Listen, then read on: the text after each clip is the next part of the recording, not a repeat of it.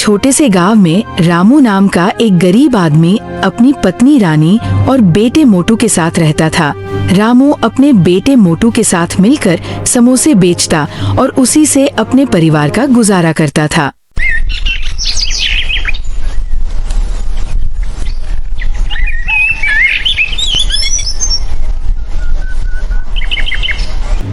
अच्छा रानी, तो हम चलते हैं। ठीक है, ध्यान से जाना और अगर साहूकार मिले तो उससे ज्यादा बहस मत करना। हाँ रानी, मैं इस बात का ध्यान रखूंगा।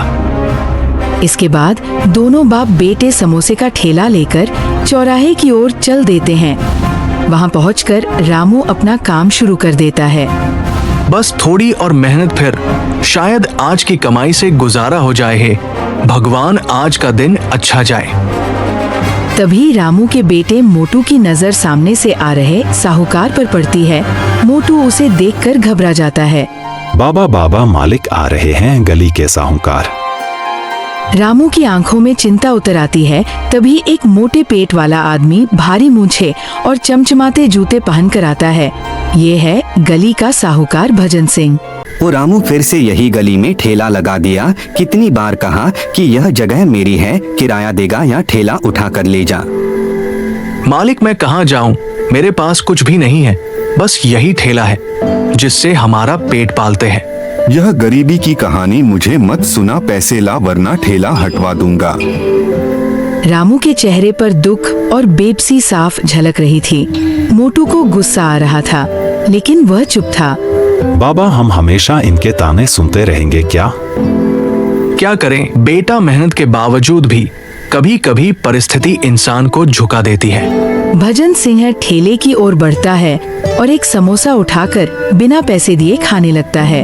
अरे वाह, स्वाद तो बढ़िया है, पर तेरी किस्मत खराब है रामू। देखता हूँ कितने दिन चलता है तेरा धंधा। वह ठहाका लगाते हुए चला जाता है। रामू और मोटू उसे जाते हुए देखते रहते हैं। बाबा, हम इनको जवाब देंगे। एक दिन हम इतनी तरक्की करेंगे कि यही लोग हमसे उधार मांगेंगे। रामू मोटू की तरफ देखता है। उसकी आंखों में कहीं एक उम्मीद की किरण चमक उठती है। इसके बाद शाम को दोनों बाप बेटे ठेला लेकर घर की ओर चल देते हैं। रात का समय रामू का छोटा सा मिट्टी का घर कोने में एक टूटी हुई चौकी पड़ी थी, जिस पर रामू की पत्नी रानी बैठकर खाना बना रही थी। मोटू भी पास में ही बैठा था। रामू थके हुए चेहरे के साथ रानी की ओर देखता है। रामू, क्या आज भी साहूकार आया था? हाँ रानी, वो फिर से धमकी देकर गया है। कह रहा था कि जगह का किराया दे वरना ठेला हटवा दूंगा। रानी, साहूकार इतना किराया मांग रहा है कि यदि हम उसे किराया देने लगे तो हमारे कुछ नहीं बचेगा। यह सुनकर रानी की आंखों में आंसू आ जाते हैं। वह चूल्हे से रोटी निकालकर रामू की ओर बढ़ाती है। दिन भर मेहनत करते हो लो, 2 रोटी तो चैन से खा लो। रानी, कब तक ऐसे चलेगा? कभी कभी लगता है कि किस्मत मेरे साथ मजाक कर रही है। मोटू जो चुपचाप बैठा सुन रहा था, अचानक बोल पड़ता है। बाबा, हम किस्मत से नहीं, अपनी मेहनत से जीतेंगे। एक दिन हमारा नाम होगा और यह साहूकार खुद हमारे पास आएगा। रामू मोटू की ओर देखता है। उसके आत्मविश्वास से भरे शब्द सुनकर उसकी आंखों में हल्की सी चमक आ जाती है। हाँ, तू सच कह रहा है। और हाँ बाबा, अगर समोसे इतने स्वादिष्ट हैं तो हमें डरने की जरूरत नहीं। हमें और अच्छा बनाना होगा और ज्यादा लोगों तक पहुंचाना होगा। रानी भी मोटू की बात सुनकर सोच में पड़ जाती है। लेकिन बेटा, ये सब करने के लिए पैसे कहाँ से आएंगे? माँ, अगर हमारे पास पैसे नहीं हैं तो हम अपनी मेहनत बढ़ा सकते हैं। हमें कुछ नया सोचना होगा, कुछ अलग। रानी और रामू मोटू की बातों को ध्यान से सुनते हैं। उनकी की आंखों में एक नई उम्मीद की चमक उठती है। रात धीरे धीरे गहरी होती जाती है, लेकिन अब इस छोटे से घर में एक नई उम्मीद जाग चुकी थी।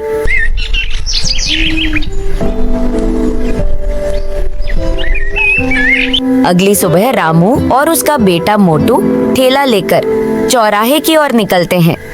जैसे ही वे वहां पहुंचकर अपना काम शुरू करते हैं, तभी साहूकार वहां आ जाता है। साहूकार गुस्से में रामू को देखता है। ओए, तुझसे कितनी बार मना कर दिया कि यहाँ ठेला मत लगाया कर, किराया तो देता नहीं है और रोज फ्री में ठेला लगा लेता है। साहूकार जी, आपको तो पता ही है कि मैं कितना गरीब आदमी हूँ और थोड़े बहुत समोसे बेचकर अपने घर का गुजारा करता हूँ। साहूकार जी, मैं दिन भर में मुश्किल से 50 रुपये कमा पाता हूँ। यदि उसमें भी मैं आपका किराया देने लगूंगा तो मेरे पास क्या बचेगा? तो ठीक है, यदि तुझे किराया नहीं देना तो अभी के भी अपना ठेला यहाँ से हटा, नहीं तो आदमियों को बुलाकर तेरा ठेला यहाँ से हटवा दूंगा। यह सुनकर रामू की आंखों में आंसू आ जाते हैं। दोनों बाप बेटे अपना ठेला लेकर वहाँ से गांव की दूसरी ओर चलने लगते हैं। बाबा, अब हम क्या करेंगे? चिंता मत कर बेटा, भगवान सब देख रहा है। कहीं ना कहीं कोई जगह मिल ही जाएगी चलते चलते।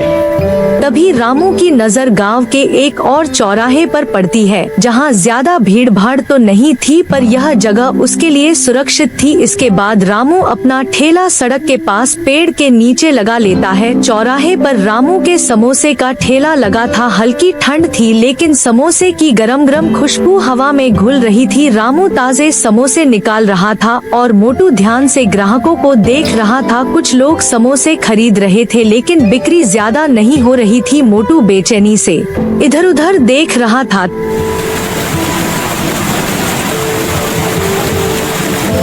तभी एक अमीर आदमी अपनी बड़ी चमचमाती कार से उतरता है। उसकी आंखों में घमंड झलक रहा था। यह था विजय, पास के होटल का मालिक। वह इधर उधर देखता है और अपनी घड़ी पर नजर डालता है।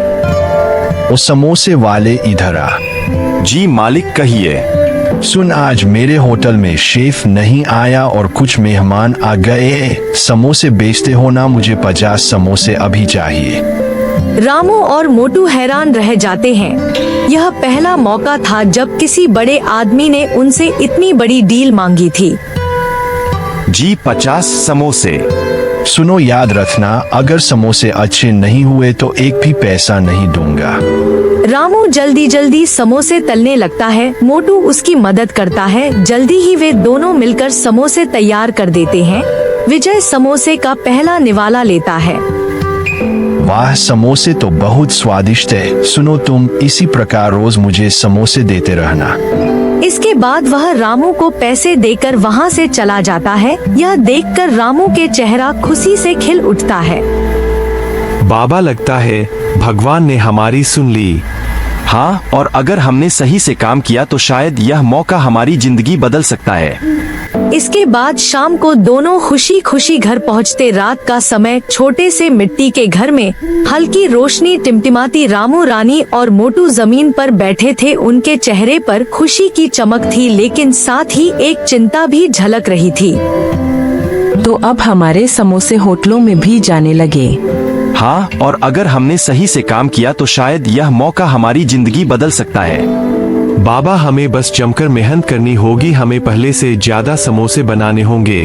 पर इतने समोसे बनाने के लिए सामान कहाँ से आएगा? तेल, मसाले, मैदा, यह सब चाहिए ना। वह बातें कर ही रहे थे कि तभी अचानक तेजी से बारिश शुरू हो जाती है। रामू के घर की छत कच्ची होने के कारण ज्यादा देर नहीं टिक पाती और टूटकर गिर जाती है। बारिश की बूंदें तेजी से घर में गिरने लगती हैं। भगवान, यह क्या हो गया? हमारा सारा सामान भीग रहा है। रामू, अब क्या होगा? रामू कुछ नहीं बोल पाता। आखिर वह इस बारिश में कर ही क्या सकता था। गांव के सभी लोग अपने घर के दरवाजे बंद कर लेते हैं। रामू के परिवार को इस बारिश में ही पूरी रात बितानी पड़ती है। सुबह को रामू अपने घर की छत को ठीक करता है। इसके बाद रानी उससे कहती है, रामू, अब क्या होगा? समोसे का सारा सामान भीग कर खराब हो गया। रामू गहरी चिंता में भर जाता है। तभी उसका बेटा मोटू बोल पड़ता है, बाबा, हमें उधार लेना पड़ेगा। दुकान वाले काका अच्छे आदमी हैं। अगर हम उनसे मदद मांगे तो शायद वे थोड़ा सामान उधार दे दे। अगर उधार लिया और होटल ने समोसे लेने बंद कर दिए तो कर्ज कैसे चुकाएंगे? रानी, हमारे समोसे ही हमारी गारंटी है। मेहनत करेंगे और अच्छा काम करेंगे तो भगवान भी साथ देगा।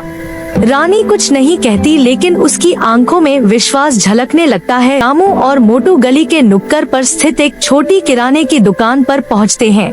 दुकान का मालिक हरी काका पुराने और ईमानदार इंसान है। वे रामू को देखते ही मुस्कुरा देते हैं। अरे रामू, आज इतने सुबह सुबह क्या चाहिए? काका थोड़ी मदद चाहिए थी। मैंने समोसे बेचने का काम शुरू किया और मेरे समोसे होटल में भी जाने लगे, लेकिन कल रात की बारिश से मेरे घर की छत टूट गई और सारा सामान खराब हो गया। काका कृपया करके अभी थोड़ा सामान उधार दे दो, जैसे ही पैसे आएंगे पहला काम आपका कर्जा चुकाने का करूँगा। हरी काका थोड़ी देर सोचते हैं। मोटू की उत्सुक आंखें उन्हें टकटकी लगाए देख रही थी। रामू, तू ईमानदार आदमी है और मेहनत से डरता नहीं। तुझे उधार देने में मुझे कोई दिक्कत नहीं, पर एक शर्त है। शर्त बस इतना कि जब तेरा काम चल पड़े तो मेरी दुकान से ही सामान लेना पड़ेगा।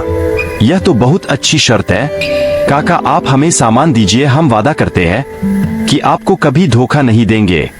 हरी काका हंसते हुए सर हिलाते हैं और रामू को सामान दे देते हैं। रामू काका का धन्यवाद कर और सामान लेकर घर की ओर चल पड़ता है। अगली सुबह चौराहे पर रामू के ठेले पर अब पहले से ज्यादा चहल पहल थी। अब रामू के ठेले पर अच्छे खासे ग्राहक आने लगे थे। तभी विजय, होटल का मालिक, समोसा लेने के लिए वहां आता है। वह देखता है कि कई और बड़े ग्राहक भी रामू के ठेले से समोसे खरीद रहे थे। विजय सोचता है, यदि इसी प्रकार इसका काम अच्छा चलता रहा तो एक दिन यह मुझे भी आगे निकल जाएगा, जिस वजह से मेरा होटल बंद हो सकता है। कोई बात नहीं, इसे तो मैं बाद में देख लूंगा। विजय जल्दी से रामू से समोसे लेता है और अपने होटल पर पहुंचता है। तभी विजय के होटल के सामने दो लड़के आते हैं। अरे रमेश, चल कुछ खाते हैं यार, भूख लग रही है। महेश, क्या तूने नहीं सुना? हमारे गांव का रामू बहुत अच्छे समोसे बनाता है।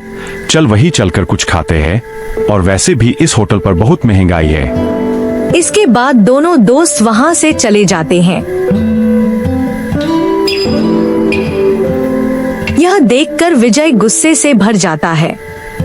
अगर ऐसे ही चलता रहा तो मैं तो एक दिन बर्बाद हो जाऊंगा। मुझे कुछ करना होगा। फिर वह रामू के खिलाफ साजिश रचने लगता है। सुनो, आज रात रामू के घर जाकर उसका ठेला तोड़ दो। बहुत उछल रहा है, मैं भी देखता हूँ कि यह समोसे कैसे बेचता है। रात का समय विजय के आदमी चुपके से रामू के घर के पास जाकर उसका ठेला तोड़ देते हैं, फिर वहां से भाग जाते हैं। अगली सुबह जब रामू घर से बाहर आकर अपने ठेले को देखता है तो वह पूरी तरह घबरा जाता है। आखिर यह किसने किया है? हे भगवान, यह क्या हो रहा है मेरे साथ? रामू की आवाज सुनकर रानी और मोटू दौड़े चले आते हैं। क्या हुआ रामू?